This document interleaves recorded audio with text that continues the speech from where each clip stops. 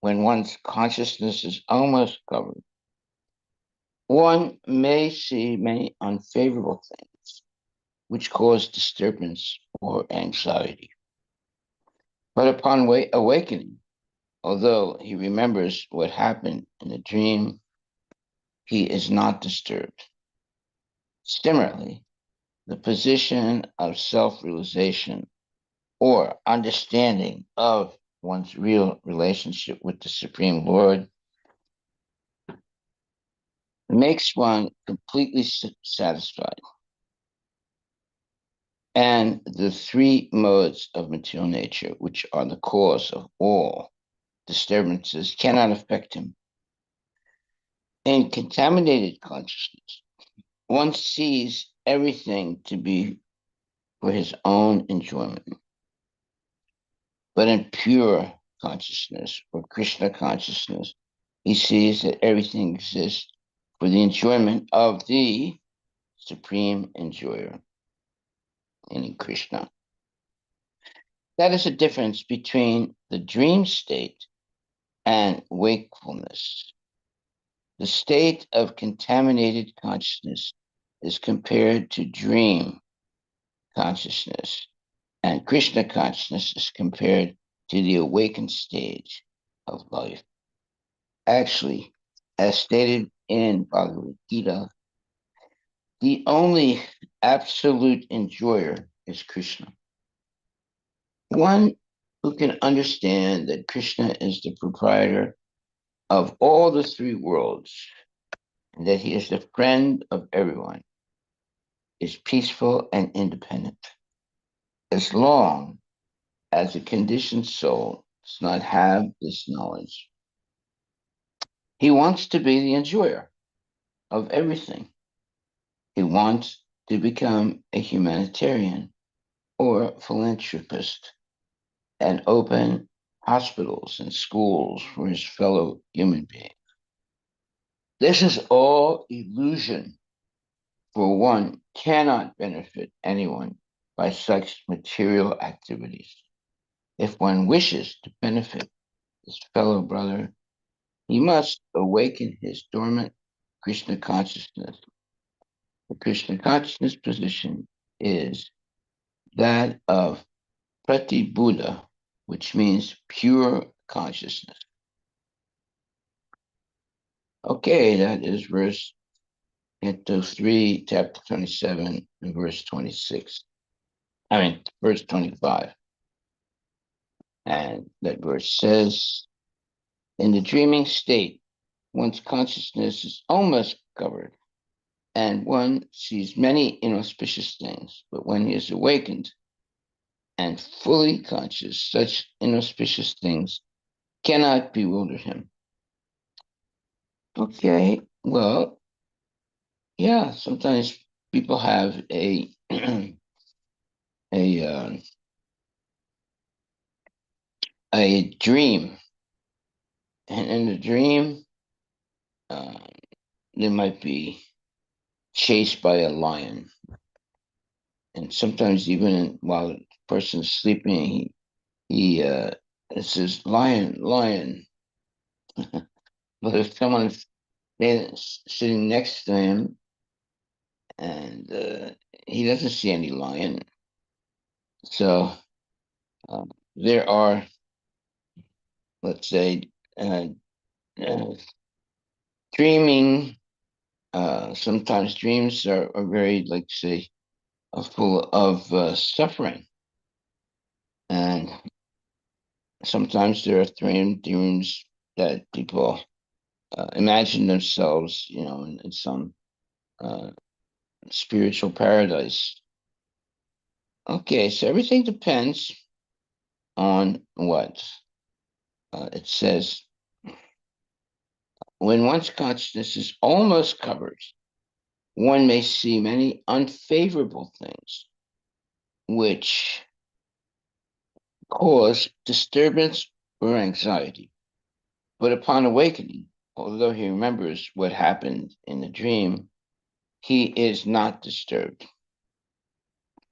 Similarly, the position of self realization or understanding of one's real relationship with the Supreme Lord makes one completely satisfied. And the three modes of material nature, which are the cause of all disturbances, cannot affect him. In contaminated consciousness, one sees everything to be for his own enjoyment. But in pure consciousness, or Krishna consciousness, he sees that everything exists for the enjoyment of the supreme enjoyer. That is the difference between the dream state and wakefulness. The state of contaminated consciousness is compared to dream consciousness, and Krishna consciousness is compared to the awakened stage of life. Actually, as stated in Bhagavad Gita, the only absolute enjoyer is Krishna. One who can understand that Krishna is the proprietor of all the three worlds and that he is the friend of everyone is peaceful and independent. As long as a conditioned soul does not have this knowledge, he wants to be the enjoyer of everything. He wants to become a humanitarian or a philanthropist and open hospitals and schools for his fellow human beings. This is all illusion for anyone, for one, um, cannot benefit anyone. Wait a minute. This is all illusion, for one cannot benefit anyone by such material activities. Material activities, opening work or schools or hospitals or things like that. If one wishes to benefit his fellow brother, he must awaken his dormant Krishna consciousness. The Krishna consciousness solution is that of Prati Buddha, which means pure consciousness. So, I've read this phrase that Prabhupada says, uh, uh, he wants to become a humanitarian or philanthropist and open hospitals and schools for his fellow human beings. This is all illusion, for one cannot benefit anyone by such material activities.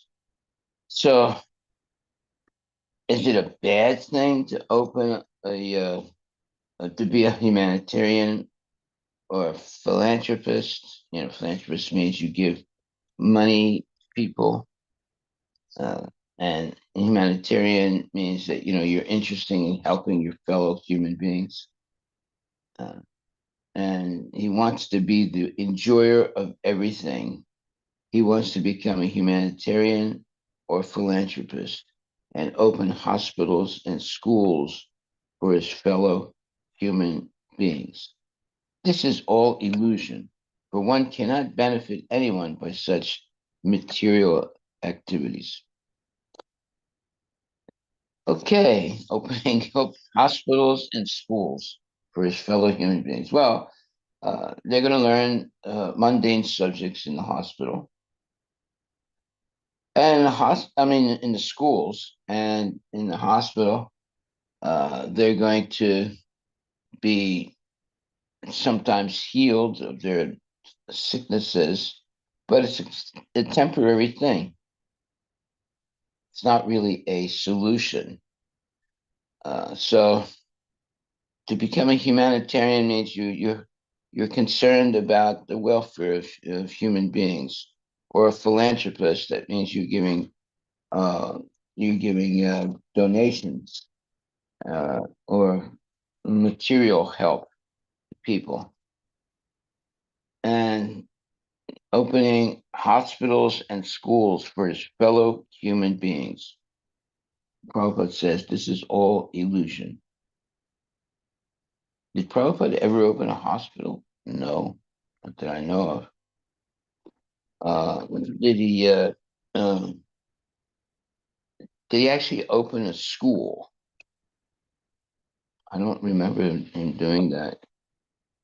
I mean, he was giving lectures, Um, but he never actually opened the school. Did he open the school? Bhaktivedanta High School? I know that there's a Bhaktivedanta hospital maybe after. That was not Prabhupada, though. Mm.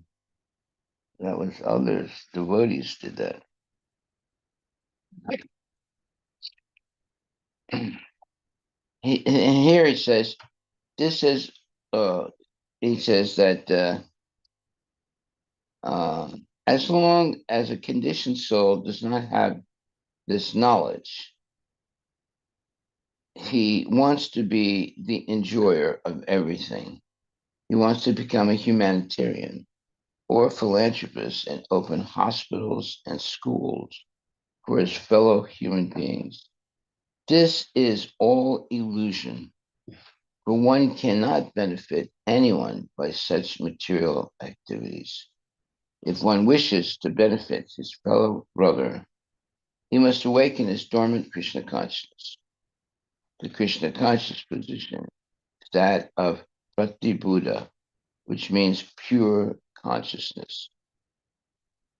Okay, so here it doesn't look like a Prabhupada is in favor of humanitarian or philanthropists and humanitarianism or philanthropy and opening hospitals and schools for his fellow human beings.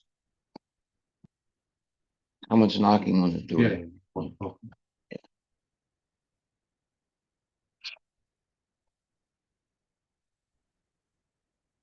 So Prabhupada finishes this statement by saying, if, first of all, he said, this is all illusion, for one cannot benefit anyone by such material activities, such as opening schools and hospitals for his fellow human beings. Then he says, if one wishes to benefit his fellow brother, he must awaken his dormant Krishna consciousness. The Krishna conscious position is that of Prati Buddha, which means pure consciousness. Yeah, are they teaching kids pure consciousness in schools? Well, most schools are mundane, and they learn, subjects, mathematics and how to speak English and how to uh, do this or do that. Is that actually, Prabhupada said, this is all illusion. He wants to become a humanitarian or philanthropist and open hospitals and schools for his fellow human beings. This is all illusion, for one cannot benefit anyone by such material activities. If one wishes to benefit his fellow brother, he must awaken his dormant Krishna consciousness. The Krishna conscious position is that of Pratibuddha, which means pure consciousness. Well, yeah, I mean, you can go to hospital and get healed, and you thank the doctor, and then go back to having sense gratification.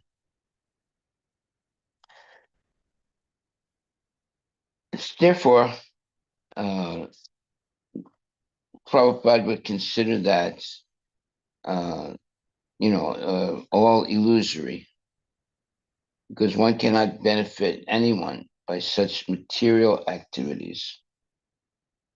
However, if one wishes to benefit his fellow brother, he must awaken his dormant Krishna consciousness. The Krishna conscious position is that of Pratibuddha, which means pure consciousness. So instead of opening up a hospital for the material healing of sicknesses and things, if one can simultaneously help someone awaken their Krishna consciousness because their Krishna consciousness is dormant, then that type of hospital is good. But simply healing their sickness, it doesn't really solve any problem. Um, It just perpetuates material life. It gives you a new, let's say, a new grip on sense gratification. You're temporarily healed of your sickness and you continue gratifying your senses. However, if one wishes to benefit his fellow brother, he must awaken his dormant Krishna consciousness. The Krishna conscious position is that of Pratibhuta, which means pure consciousness. So that's real healing to help someone develop pure consciousness of understanding their relationship with Krishna and acting in that relationship. Simply being healed temporarily of the sickness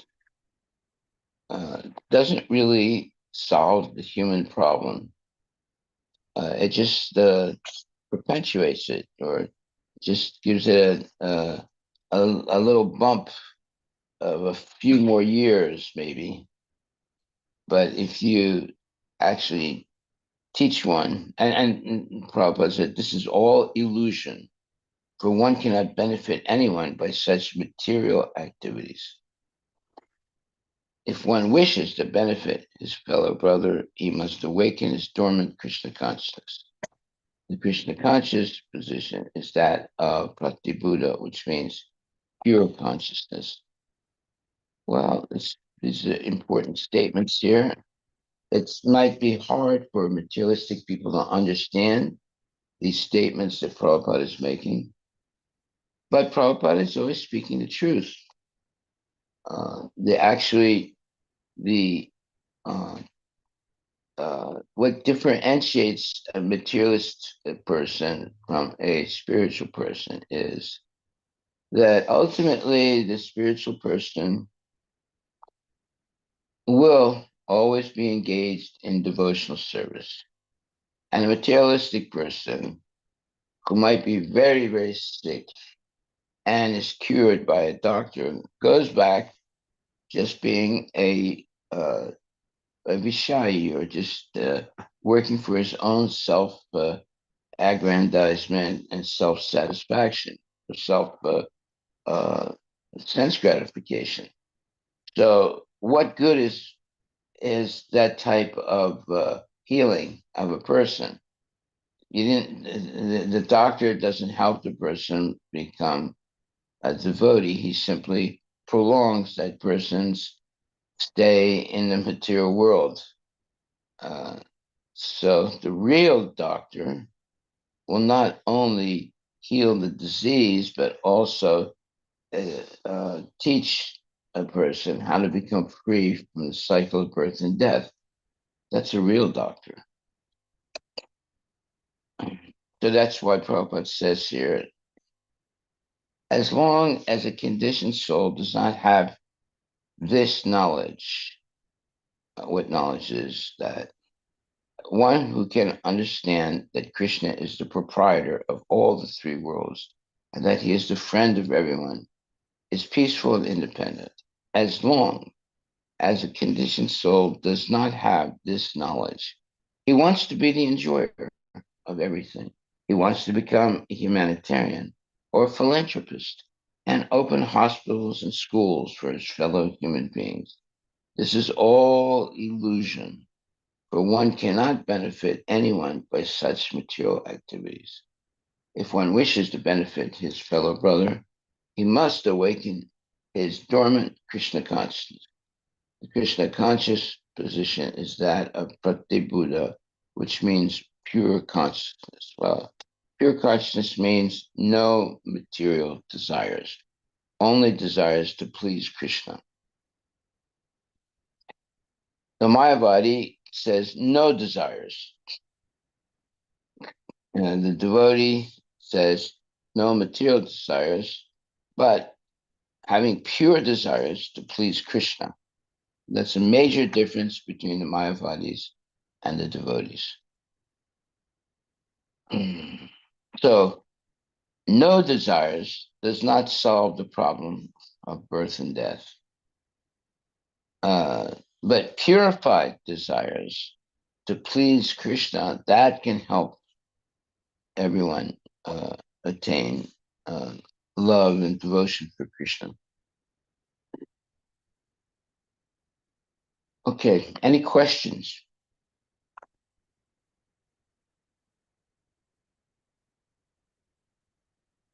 So the main statement here is, uh, if one wishes to benefit his fellow brother, he must awaken his dormant Krishna consciousness. The Krishna conscious position is that of Pratibuddha, which means pure consciousness. Okay, you don't get that pure consciousness by opening schools, hospitals, and schools, um, or just engaging in humanitarian or philanthropist or uh, philanthropist, uh, no, philanthropic activities. One actually helps a human being. Prabhupada says this is all illusion. So uh, as long as a conditioned soul does not have this knowledge, that what is that knowledge? That Krishna is the proprietor of all the three worlds, that he is the friend of everyone,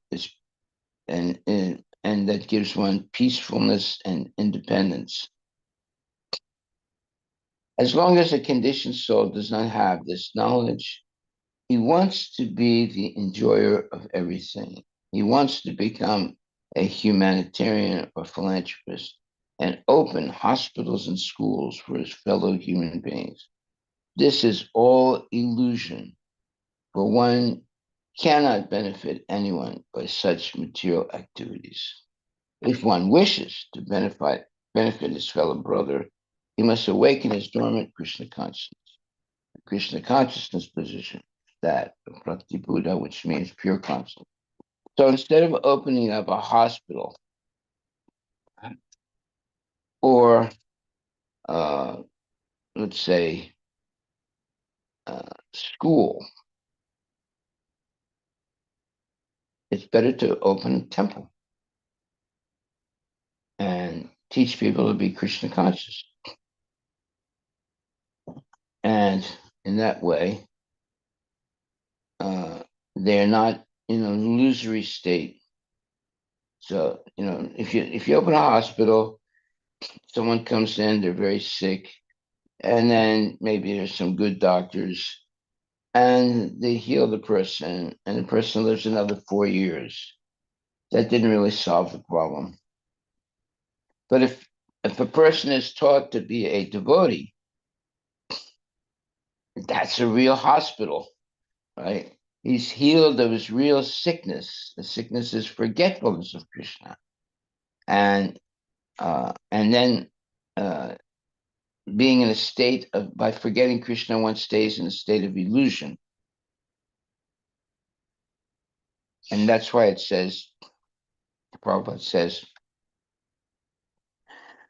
uh, that becoming a humanitarian or a philanthropist and open hospitals and schools for his fellow human beings, this is all illusion, for one cannot benefit anyone by such material activities.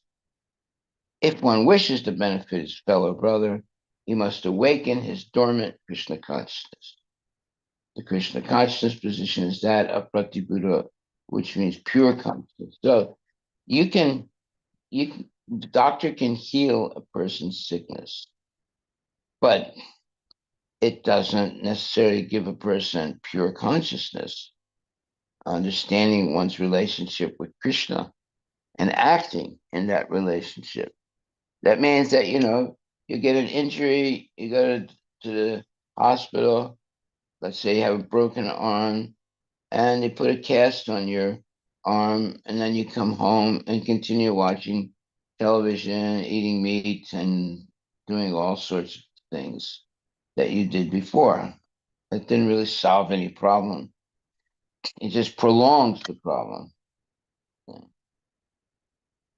But then Prabhupada says, but if one wishes to benefit his fellow brother, he must awaken his dormant Krishna consciousness. In other words, everyone has the potential of Krishna consciousness. Why? Because everyone was originally with Krishna. We are all the children of God. We were all originally with Krishna. And therefore, we have forgotten due to Maya, but devotees can awaken this dormant Krishna consciousness in a person. The Krishna conscious position is that of Prakti Buddha, which means pure consciousness.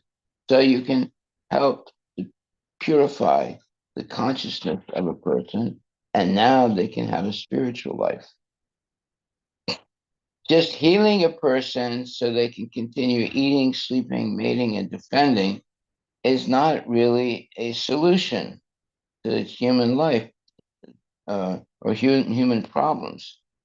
It just prolongs the eating, sleeping, mating, and defending. The real healing is to, as Prabhupada says, if one wishes to benefit his fellow brother, he must awaken his dormant Krishna consciousness. The Krishna conscious position is that of Bhakti Buddha, which means pure consciousness. Yeah.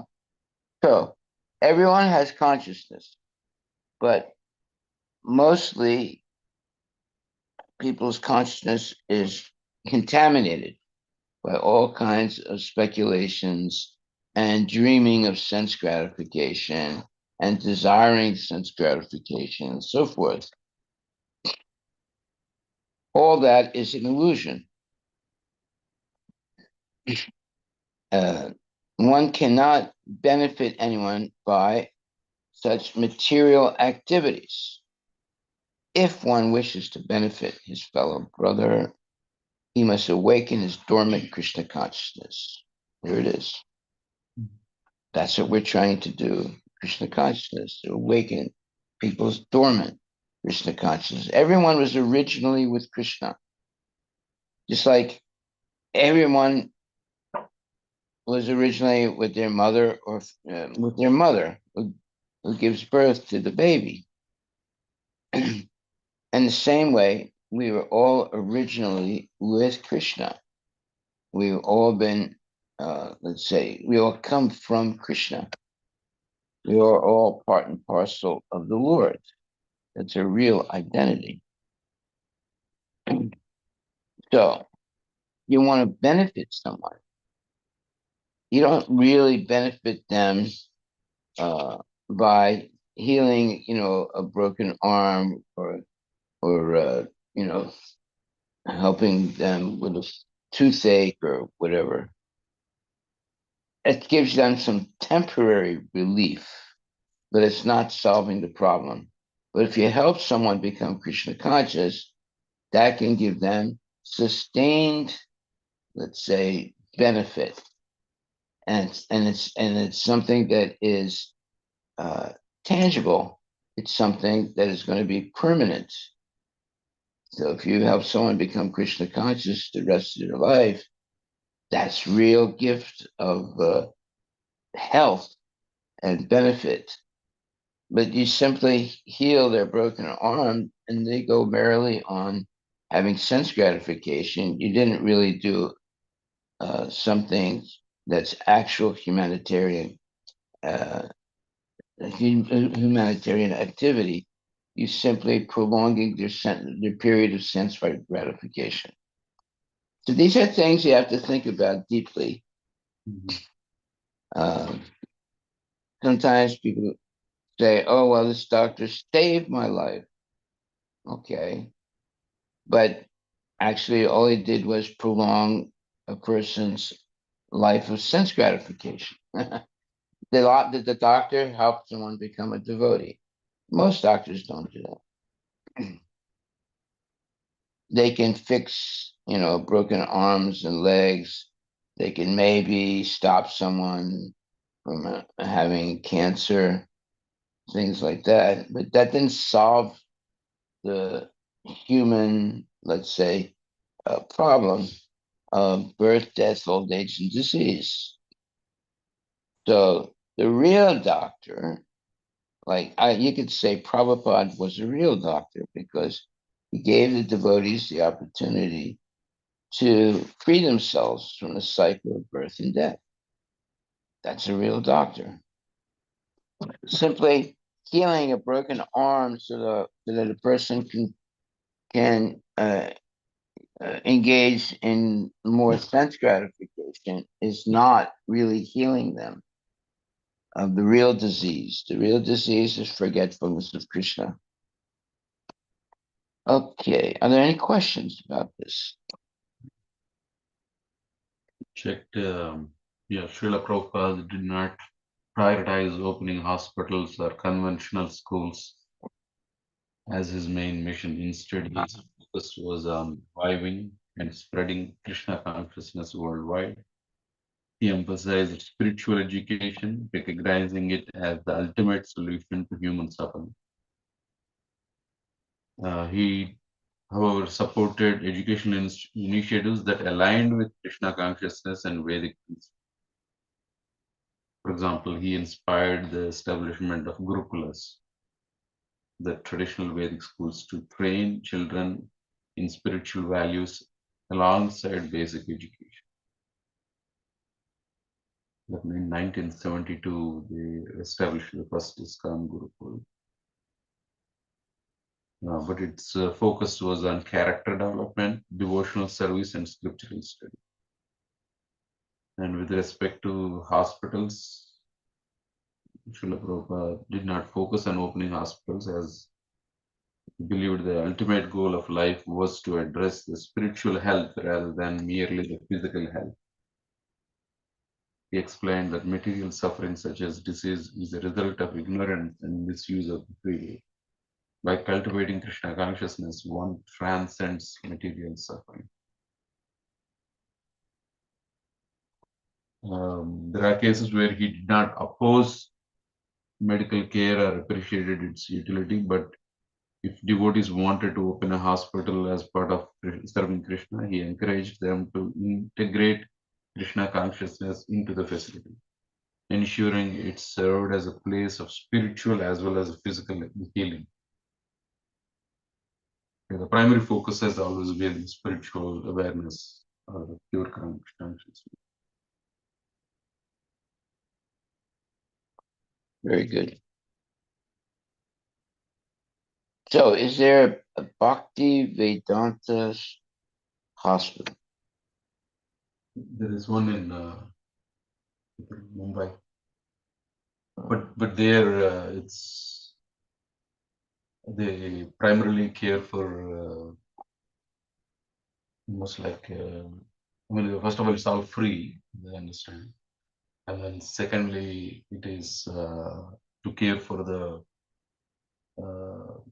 particular devotees that are also leaving the body is like a That's a hospice. hospice care. That's not the only one, but it is also there. There are a number of devotees that are doctors that are giving regular care also. But the primary focus is like in every room there is every day there is Jagannath goes around. Basically, they take Jagannath on a cart, and then everybody gets to get darshan. There is chanting going on, so they're basically it's a Krishna conscious way of treating people. Physical healing is also there, but that is also there. And then apparently they're also building one in Vrindavan. Yeah, they also do Prabhupada Arati. Mataji, you wanted to share something more?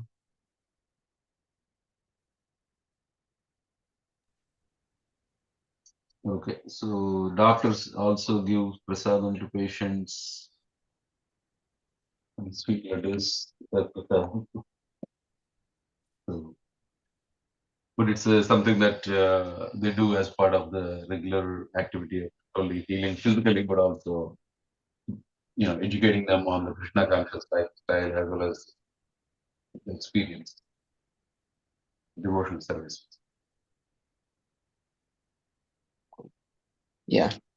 So the takeaway today is Prabhupada says, as long as a conditioned soul does not have this knowledge of Krishna consciousness, and uh, and he wants to be the enjoyer of everything.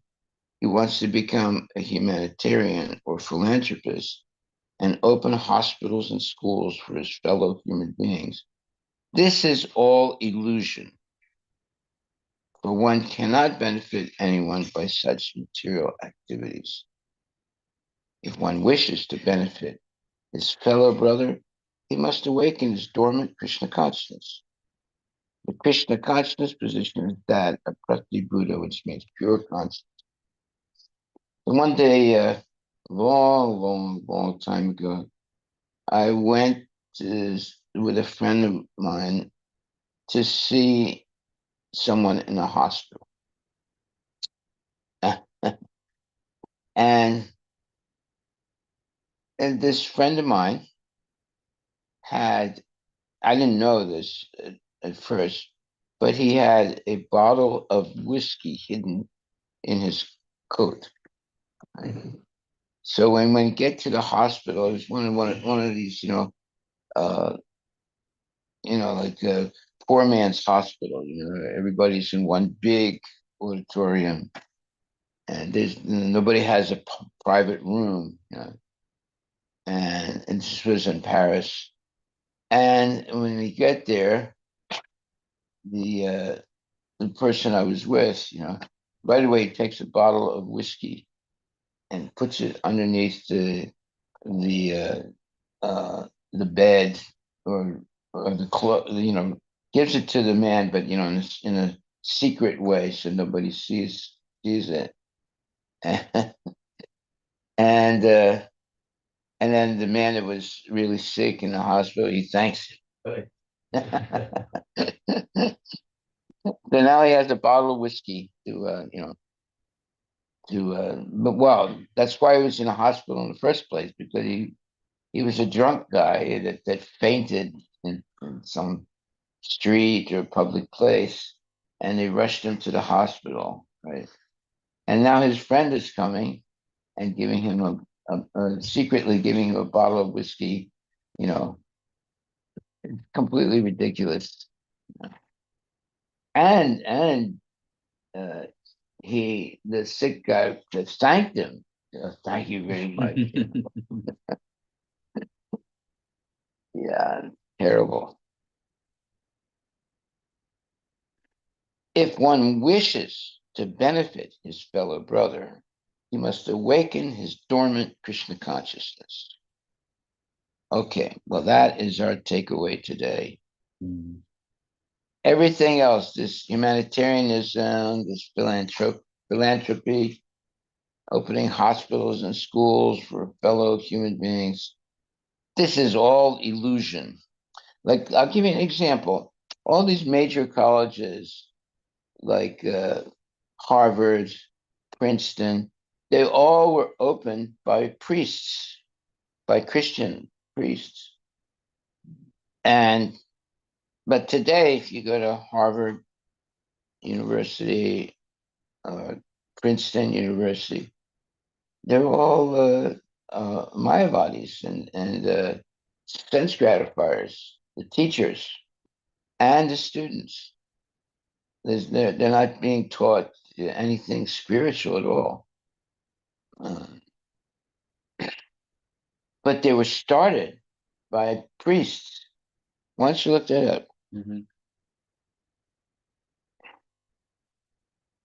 Now the question is, how did it morph, or how did it change into a institution uh, of atheistic philosophy from its beginnings, which was uh, to give people spiritual education as well as normal education, and it changes into becoming an institute of sense gratification. Yeah. Harvard University was opened in 1636, founded by the Puritan ministers in Massachusetts, initially established to train clergy for the Puritan Church. And then Yale University was founded by Congregationalist ministers in Connecticut, intended to preserve the Puritan theology and train ministers. And then Princeton University was opened in 1746, established by New Life Presbyterians to train ministers. So it's all opened by churches. Now it's all completely wokeism. Exactly. That can happen in Krishna consciousness also. And everybody, their original purpose was to uh, help people become, spiritually healed, materially and spiritually healed. And they sort of, gave up the spiritually healing part of it, just now materially healing. You see how things deteriorate over time. And I hope it doesn't happen in Krishna consciousness also. Yeah. So these big universities and hospitals, they were open what in the 17th century, Yeah, it started, yeah, most of them 17th and 18th century. right? And they've all transformed into bastions of uh, materialistic life rather than spiritual life. Is that right? Yeah, I think right now, recently, that's there. A lot of, during the last 1 year, there were a lot of these universities where these chancellors were challenged about how they were handling the even between the Israel versus Palestine. Many people were caught supporting the kind of the liberalism, and also it was the source of a lot of spread of the wokeism. So a lot of liberals, extreme left, were also getting generated from these universities. There you go. Well, it is a fact in the material world, things usually deteriorate over time. They start out being, really idealistic to teach people to be Krishna conscious or teach people to be, lovers of Jesus, and then it ends up just being a mundane place. Um, they're just concerned with healing the body, but not healing the soul. Or uh, okay, this is it's a normal thing. Things deteriorate over time. The original purpose is forgotten, and it's just uh, everything becomes minus Krishna. Mm. So just check basically, it initially started with the primary focus was to educate and train ministers that would eventually go back to churches. But then from uh, which somewhere in the late 19th century, so that is somewhere in the 1800s, many of these universities shifted from the religious foundation to this concept of secularism. This began during the Enlightenment era, which emphasized reason, science, and secularism over traditional religious values. And by late 19th and early 20th centuries, universities prioritized secular academic inquiry and began distancing themselves from the religious roots. The inclusion of a broader range of disciplines such as sociology, psychology, and philosophy introduced secular and humanistic perspectives. Influence of progressive movements. Early 20th century progressivism. The progressive era brought about an emphasis on social reform, often challenging the traditional religious and cultural norms. Universities became hubs for new ideas aimed at addressing perceived social inequalities. Then there is also Marxist and neo-Marxist ideologies, particularly through the Frankfurt School, influenced many academic disciplines. These ideas introduced concepts such as critical theory, which examined power structures, systemic inequality, and cultural hegemony. And then the cultural revolution of the 1960s, countercultural movements of 1960s saw widespread rejection of traditional authority, religious values, and cultural norms. Universities became epicenters for these movements promoting ideas of individual freedom, social justice, and identity politics. Postmodernism. Postmodern philosophy, which questions objective truth and emphasizes subjectivity, became prevalent in academic circles.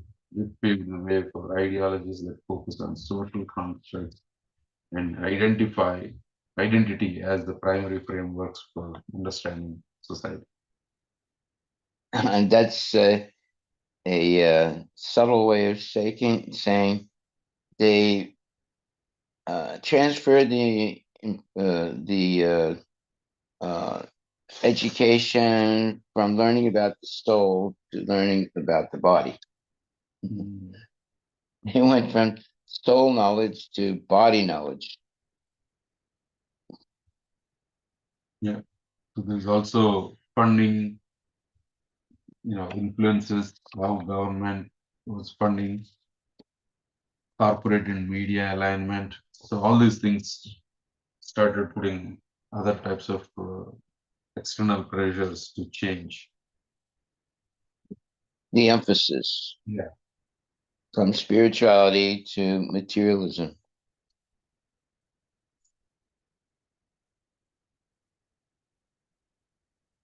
Yeah, Prabhupada, he did have several heart attacks. And in the beginning, they would take Prabhupada to the hospital. But after some time, Prabhupada said, I don't want to go to the hospital. Don't take me to the hospital. And he stopped going to the hospital. He had several heart attacks, but eventually he said, don't take me to the hospital. Yeah. Now, did Prabhupada die of a heart attack? I don't think so. Although he had uh, several heart attacks. Um, Now there is okay. Let's get a little bit of we'll uh, get a little bit of what you would call uh, um, sensationalism. There is a whole.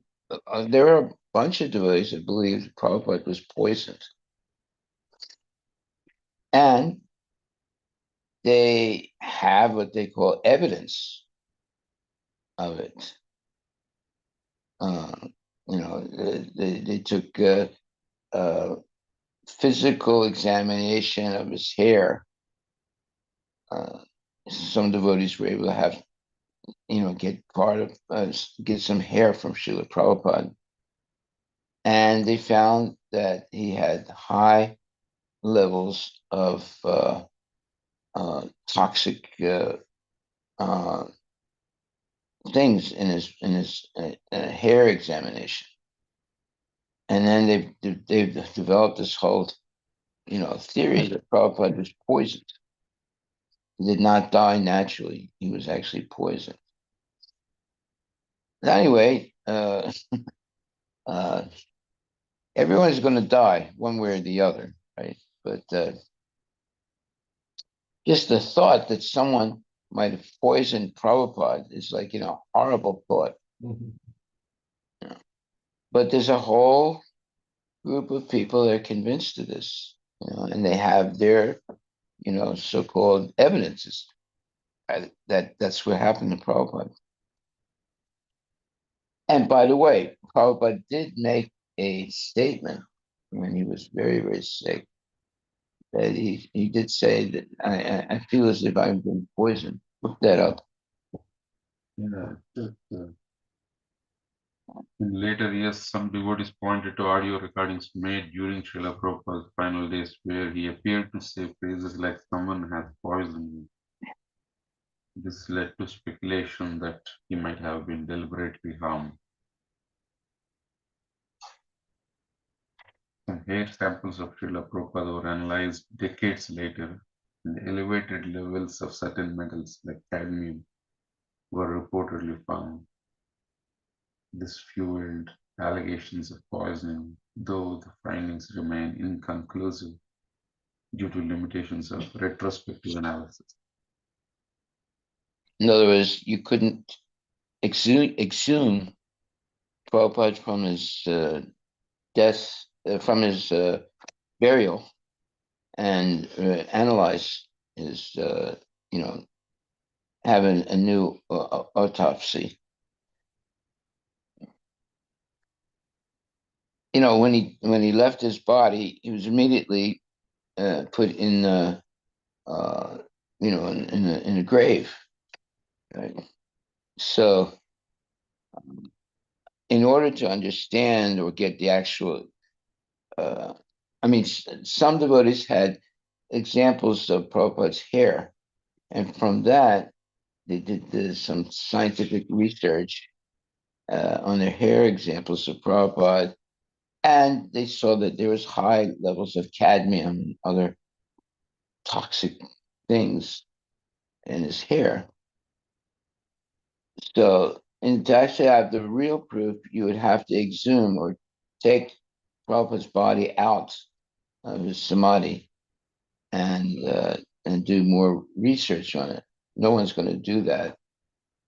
So the only thing they had was hair samples, and they claimed that the hair samples showed that there was a lot of toxic uh, things in his hair. Guru Maharaj, but told like the fasting intentionally until it was ready to leave the body. That's what I heard. Isn't that true? Usually, very great devotees, they will stop eating Yeah. and they'll leave their body like that. They voluntarily stop eating. And Prabhupada did that. He voluntarily stopped eating. Wouldn't that take away the speculation of proper eating?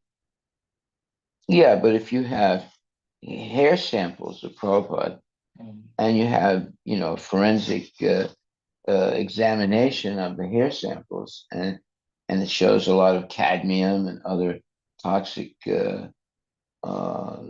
things in his hair, then the theory of no, maybe he was actually murdered. So if you go on the internet, you'll be able to read all this stuff where the devotees say that they put they had samples of Prabhupada's hair, and they have the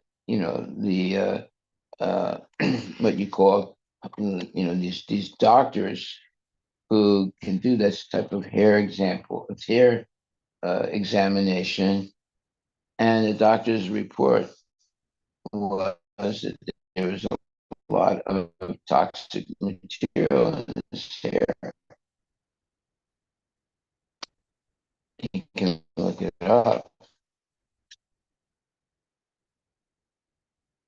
Um, the horrible thing is saying that somebody poisoned Prabhupada. There's a lot of things on the internet about that. Failed, I think, was the- kidney failure. Right. He had diabetes. Mhm. Says he was poisoned.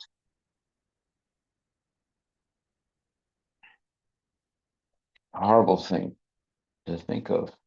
Yeah. Okay. So, any other questions about this verse? So, our takeaway is the following: one who can understand that Krishna is the proprietor of all the three worlds and that he is the friend of everyone is peaceful and independent. As long as a conditioned soul does not have this knowledge, what knowledge? That Prabhupada, that Krishna is the proprietor of all the three worlds and that he is the friend of everyone. And that gives a person the, consciousness of peace and and being peaceful and independent. As long as a conditioned soul does not have this knowledge, he wants to be the enjoyer of everything. He wants to become a humanitarian or philanthropist and open hospitals and schools for his fellow human beings. All this is all illusion, for one cannot benefit anyone by such material activities. If one wishes to benefit his fellow brother, he must awaken his dormant Krishna consciousness. The Krishna consciousness position is that of Prati Buddha, which means pure consciousness. Well, some devotees in ISKCON have opened a hospital, uh, and uh, Bhaktivedanta, it's called, what is it called? Bhaktivedanta Hospital? Yeah, the Bhaktivedanta Hospital. Right. Now, if you look at these statements that Prabhupada has made, it looks like they've done something that, well, when Prabhupada was with us, he never opened the hospital. He could have, if he said, okay, we're going to open a hospital. No, he did open temples, but he didn't open a hospital. But after Prabhupada's disappearance, devotees have opened a hospital or several, whatever.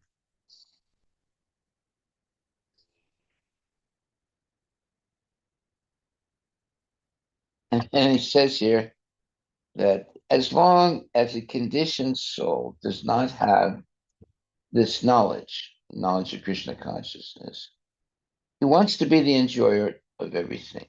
He wants to become a humanitarian or philanthropist and open hospitals and schools for his fellow human beings. This is all illusion, for one cannot benefit anyone by such material activities. If one wishes to benefit his fellow brother, he must awaken his dormant Krishna consciousness. The Krishna conscious position is that of Pratibuddha, which means pure consciousness. Well, yeah, there is a Bhaktivedanta hospital in uh, in India, and it's mostly for devotees, but I think they take outside people also. I'm not sure. Yeah, they do. Everyone. Yeah, and they try and they give these people in the hospital prasadam, and they're hearing lectures by Prabhupada or hearing the Hare Krishna mantra being played all day long. It'd be nice to do a study. How many of those people actually become Krishna conscious? There's certainly some that will become Krishna conscious. And there are devotees also that go to that hospital. Um, It'd be interesting to know. Because you see, it's like what happened in the United States. All these priests, evangelical priests and so forth, they open up hospitals. Princeton, Harvard, they were all opened by priests, right? And after being open, like some of those were open, like uh, in the 16th century and so forth. And today they're all bastions. The schools and the hospitals are all bastions of atheism. Why don't you look up Harvard and Princeton? Who opened those two schools up? Yeah, we read earlier, so it's opened by the ministers, Puritan ministers in Massachusetts, Harvard, and then Princeton was established by New Light Presbyterians. Yeah, now the Puritans were very strict about being spiritual, right? But now it's completely transformed into atheistic place. From Puritans to Puritans. To impurities. It's strange how that happened. It happened over like 400 years. Yeah. Period. It went from being a real, let's say, church-like hospital to being the bastion of impersonalism or atheism. Yeah, go ahead. So Maharaj, my question is, what we like as should do that we will not end up in the same situation after 300, 400 years, that our hospitals or schools, those are Krishna conscious schools right now, they will not end up in the same situation like after 400 years or something, like, okay, they will become like totally off minus Krishna, like what we should do and what we should stick to throughout to not end up with the same problem. Well, you have to have leaders who are strictly devotees of Prabhupada or dedicated to serving Prabhupada. See, now, oftentimes, if the devotees open a hospital, not every doctor is a devotee. In the beginning, maybe every doctor is a devotee, but as time goes on, there are, and the man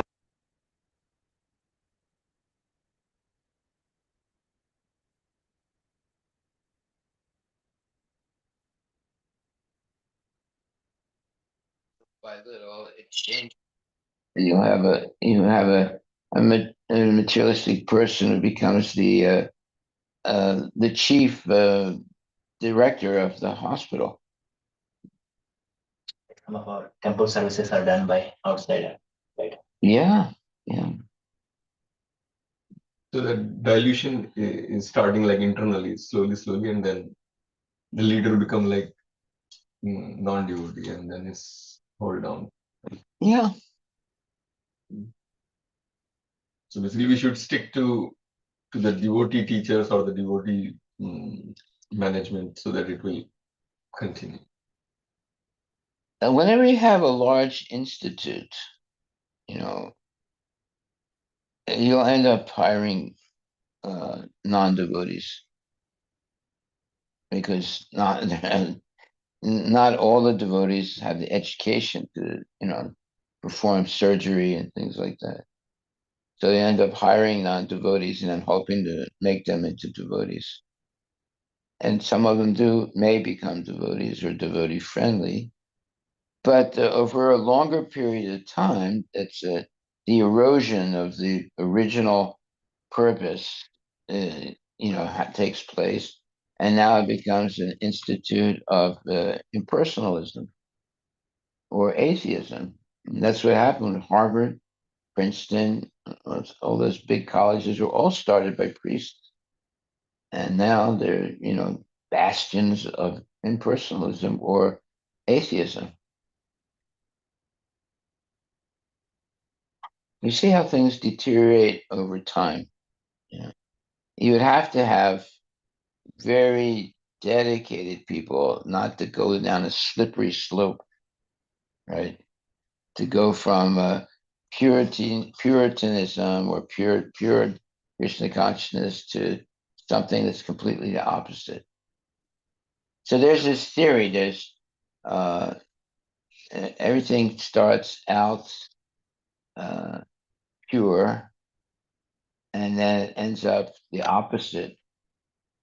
And then there, there's a there's a mixture of being pure and impure, right? So uh, so therefore it becomes a a contaminated uh, philosophy. As soon as you make uh, adjustments over time, and then it can be the opposite of what it was before. So there's theory, there's the antithesis of the theory, and then there's a uh, new principle that comes out, right? Uh, that's because there's some speculation. If there's no speculation, then you have pure Krishna consciousness.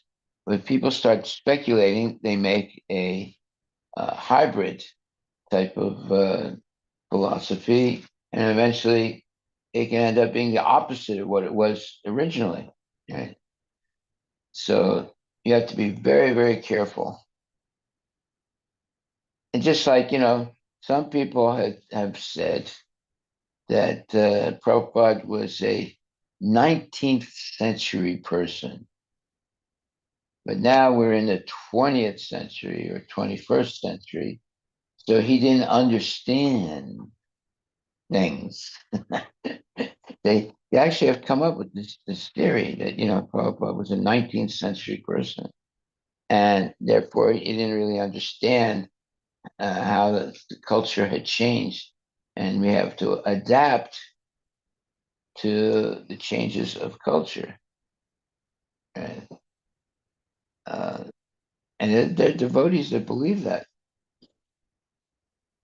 And that's how things change.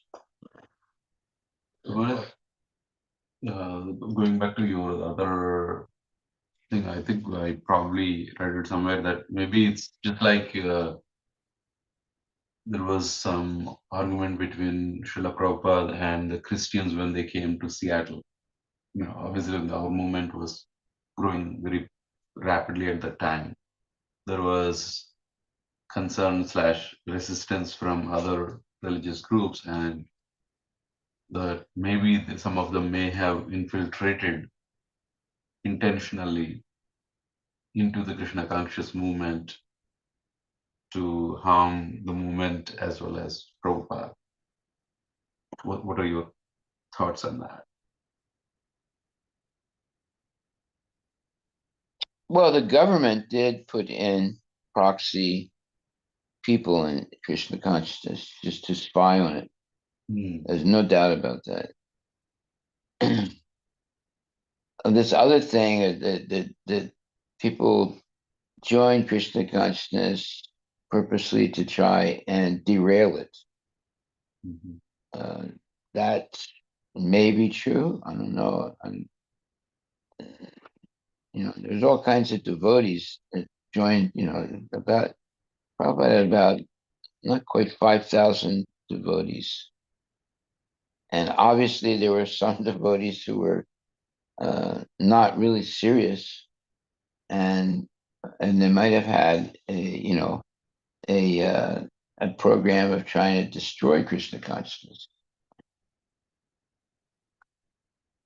You definitely have uh, government agents that will join a cult and to try and destroy it.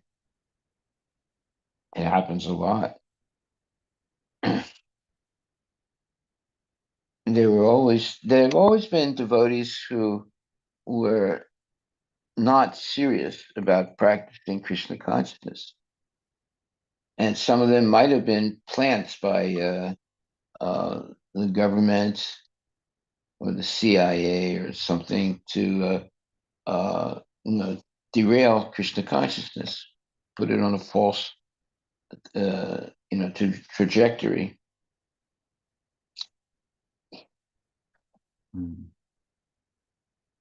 it's a horrible thing to think about, but it does happen.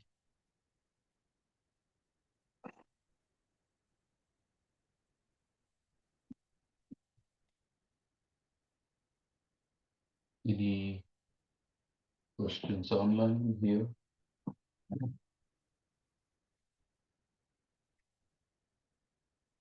Well, the takeaway in the statement of Prabhupada says, one who can understand that Krishna is the proprietor of all the three worlds and that he is the friend of everyone is peaceful and independent. As long as the conditioned soul does not have this knowledge, he wants to be the enjoyer of everything. He wants to become a humanitarian or philanthropist and open hospitals and schools for his fellow human beings. This is all illusion, for one cannot benefit anyone by such material activities. If one wishes to benefit his fellow brother, he must awaken his dormant Krishna consciousness. The Krishna conscious position is that of Pratibuddha, which means pure consciousness.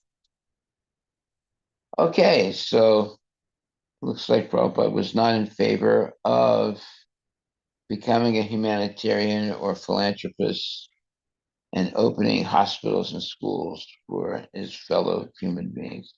Looks like that. But yet, Prabhupada started Gurukula. He didn't start any hospitals. That happened after he left. Um,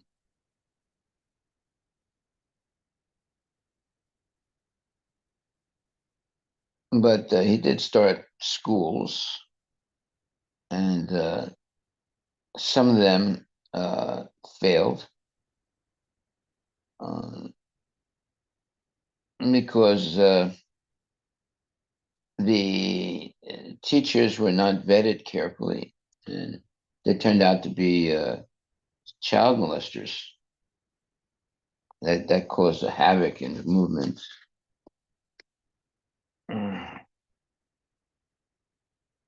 And devotees, they're very enthusiastic. They want everyone to become a devotee, and then it's easy for a child molester to infiltrate Krishna consciousness. And they did. And as time went on, and devotees became much more careful about who they permit to teach children.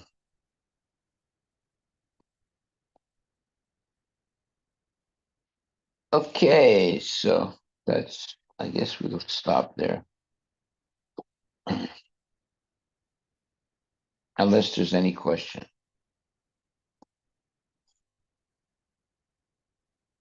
Right. So these things will continue to happen, but we always depend on Krishna. He's overseeing everything. As long as we are in the material world, these things.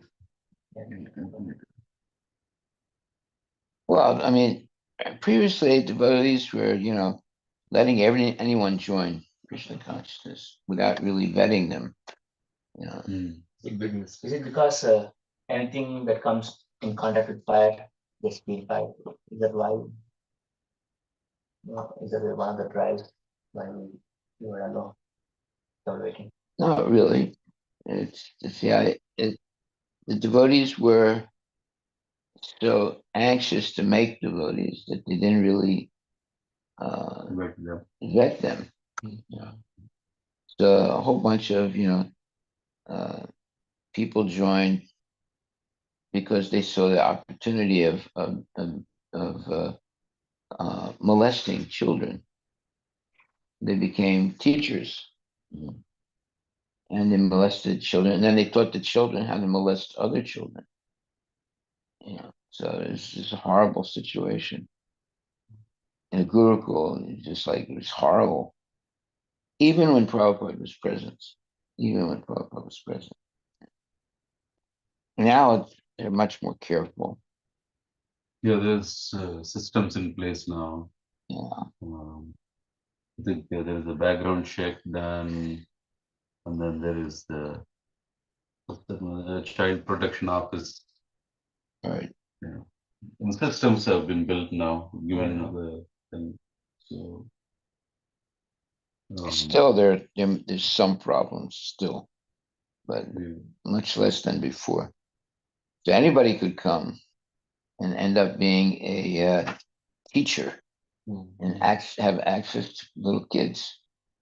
You know. And now they're very careful, very, very careful about giving This someone is access to the kids. These child molesters, they didn't pretend to be devotees, but just hired to teach kids, something like that. Maharaj. No, some of them became devotees. The devotees, they couldn't kill that. They became devotees, although they had that tendency of child molestation. It was like, you you like the fox in the chicken coop. Yeah, terrible. I was always against, the overnight gurukul. It was not a good, as far as I was concerned, it was not a good idea. It was much better to have, not separate the children from their parents.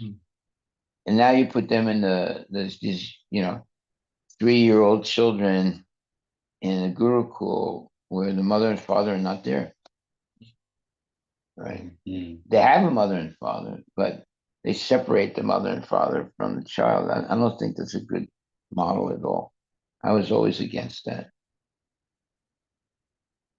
Children should have their mother and father, and they can come to school, right? And then they go back again to their uh, mother and father. You take them away from the mother and father, put them in a school where there are teachers who may not have been vetted very carefully, then all kinds of turmoil, and horrible things can happen. And they did happen. I one time I was up all night cooking and with this younger devotee. And as the night went on, he started talking about uh, who he was. He was one of the children that was uh, severely uh, mistreated. And I mean, I didn't know that, but because we were working together all night, cooking for a festival or something, he eventually started talking about his experiences in the Gurukul. It was horrible, absolutely horrible. I got shocked, around 12 o'clock, 1 o'clock, 2 o'clock, he started talking about his experience in the Gurukul. Now, he was not bitter. In other words, somehow or other, he adjusted his mind to say, well, maybe it was my karma or something. And so he was a devotee still, but he was severely molested in the Kurukula. So there are some kids who were able to, stay in Krishna consciousness, even though they were severely molested. And there are other kids that won't have anything to do with ISKCON at all. And they'll never forgive ISKCON, never forgive the teachers, etc. Whereas this person, this devotee, he had forgiven the teachers that put him in a position to be molested. Uh, so he was an exceptional person. All right. So thank you very